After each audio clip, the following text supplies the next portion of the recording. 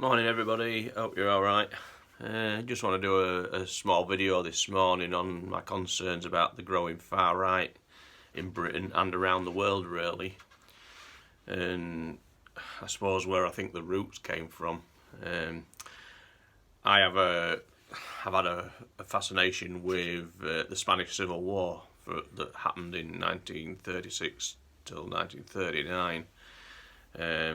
You'll see one of the banners behind me from one of the Irish columns. They call it the Connolly Column, that went and served as part of the international brigades to help fight against Franco and his fascists, who was helped by Hitler and Mussolini big time with weapons, money, even soldiers. Without Germany and Italy, there would have been a good chance that Franco would never have won, which could have also possibly helped, in my view. We could possibly have stopped the Second World War happening if Hitler had been beaten in his practice run, as I call it, because that's what I think he used the Spanish Civil War for. It was a practice for his oncoming Second World War. There's a good chance that, had Britain and France helped, instead of having a non-aggression pact, perhaps a Second World War couldn't have happened. Anyway, we'll never know. But I think the rise of fascism, that's where it stems from.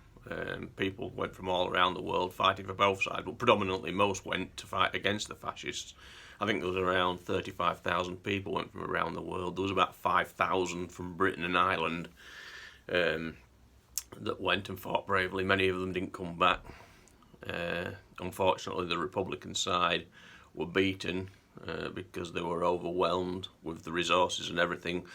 And to be fair, there was an element of disorganisation within the many groups. There was socialists, communists, anarchists,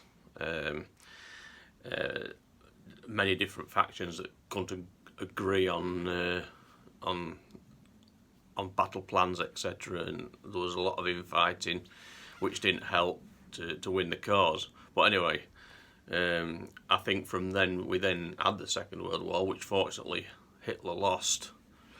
But we all know that part of Hitler's big plan was to create this white, Anglo-Saxon, blue-eyed nation. Anything different to that, you had no chance. If you were black, obviously if you was Jewish, if you were a socialist, if you were a homosexual, you was basically murdered, put into camps and murdered. This is the view of the Nazis and the far right.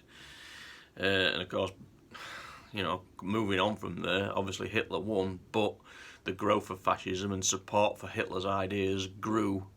In Britain alone, we had Oswald Mosley and the British Union of Fascists, famously beaten at the Battle of Cable Street by the left. The Jews and the Irish dock workers that were here took to the streets and stopped Oswald Mosley marching through the Jewish areas of London. Fantastic success. There's a wonderful memorial down there to it, the Battle of Cable Street. I'd say to anybody, if you get a chance, go and have a look at it.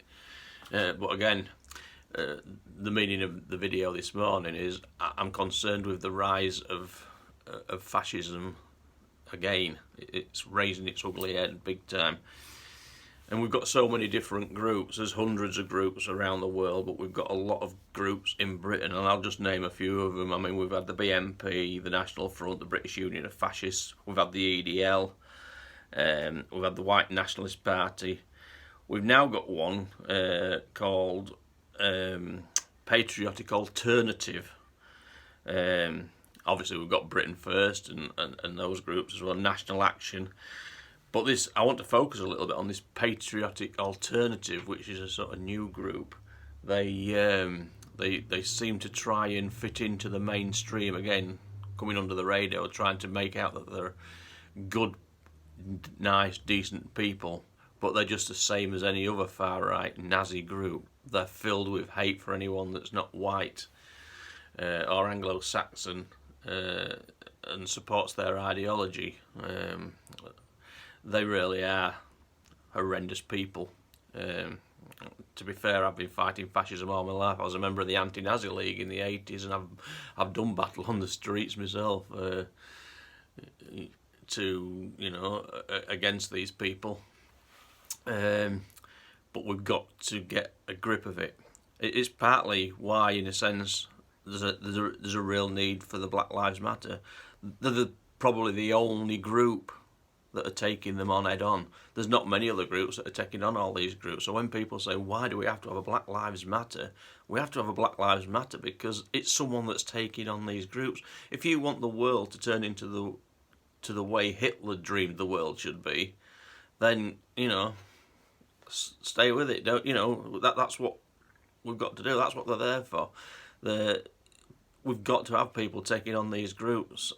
We can't let them get a power base. That's what they're trying to do. They're trying to get into elections and win power and get into the corridors of power so as they can enforce their ways on us. We've got to stop it. It's something that's always bothered me, and I don't think it'll ever be eradicated, but we've got to eradicate it.